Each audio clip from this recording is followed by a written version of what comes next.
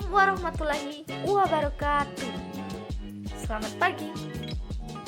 Selamat menjalankan aktivitas semuanya ya. Puasa kan? Yalah, sebelum kita masuk ke materi, saya perkenalkan diri terlebih dahulu. Saya Rafika Komalasari. Kalian bisa memanggil saya Vika atau Ray dengan NIM 2011290084. Video ini dikabuan untuk menambah khazanah pengetahuan kita semua, sekaligus untuk melengkapi tugas ujian tengah semester saya dengan dosen pengampu Ibu Dina Putri Juni Astuti MPD. Kali ini kita akan membahas tentang klasifikasi bunyi bahasa.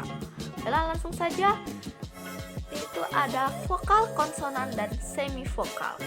Pembedaannya itu berdasarkan pada ada tidaknya hambatan atau proses artikulasi pada alat bicara.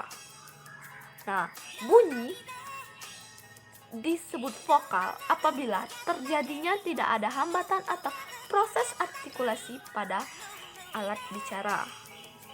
Selanjutnya, bunyi dikatakan konsonan apabila terjadinya dibentuk dengan menghambat arus udara pada sebagian alat bicara jika ada artikulasi.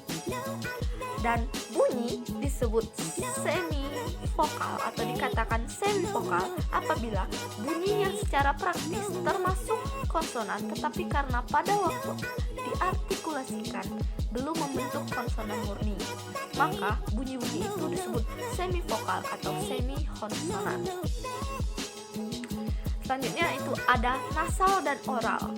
Bunyi bahasa dapat dikatakan menjadi nasal atau segau atau susah dan oral. Pembedaan ini didasarkan pada keluarnya atau disertainya udara melalui rongga hidung. Nah, apabila udara keluar atau disertai keluarnya udara melalui rongga hidung dengan cara menurunkan langit-langit lunak beserta ujung anak tekaknya, maka bunyi itu disebut bunyi nasal atau sengau. Tetapi apabila langit-langit lunak beserta ujung anak tekak menutupi rongga hidung sehingga udara hanya melalui rongga mulut saja, maka bunyi yang dihasilkan disebut bunyi oral. Selanjutnya ada keras atau fortes dan lunak atau wenes. Bunyi bahasa dibedakan atas bunyi keras dan lunak. Perbedaan ini didasarkan pada ada tidaknya ketegangan kekuatan arus udara pada waktu bunyi itu diartikulasikan. Jadi bunyi bahasa itu disebut keras bila pada waktu diartikulasikan disertai ketegangan kekuatan arus udara. Jika tidak disertai ketegangan kekuatan arus udara, maka bunyi tersebut dikatakan lunak. Ingat ya, dikatakan lunak.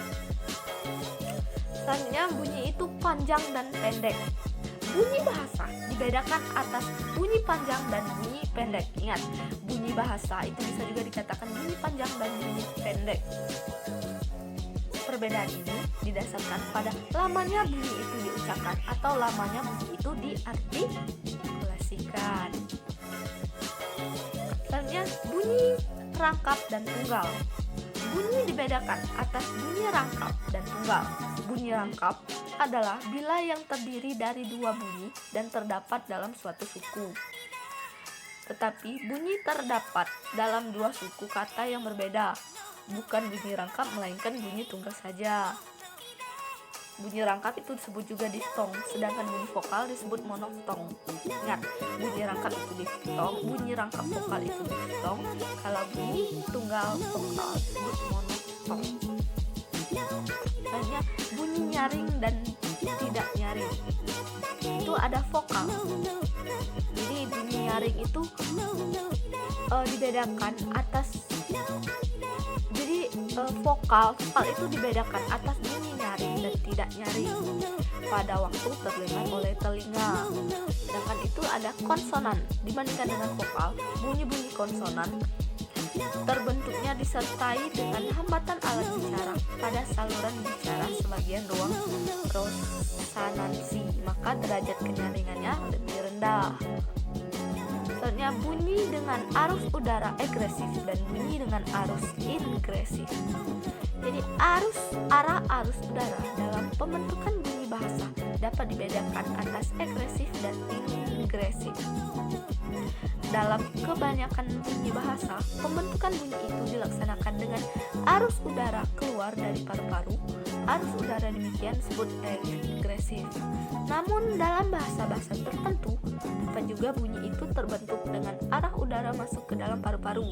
Jika demikian arah udara itu disebut ingresif. Arus udara agresif dapat dibagi lagi menjadi dua, yaitu agresif pulmonik dan agresif glotanik. Begitu juga arus udara ingresif dapat dibagi menjadi dua, yaitu ingresif glotalik dan ingresif velarik. Baiklah, mungkin itu saja yang dapat saya sampaikan tentang materi klasifikasi bunyi bahasa. Semoga video ini atau video pembelajaran ini bermanfaat bagi kita semua dan menambah khazanah pengetahuan kita. Terima kasih. Wassalamualaikum warahmatullahi wabarakatuh.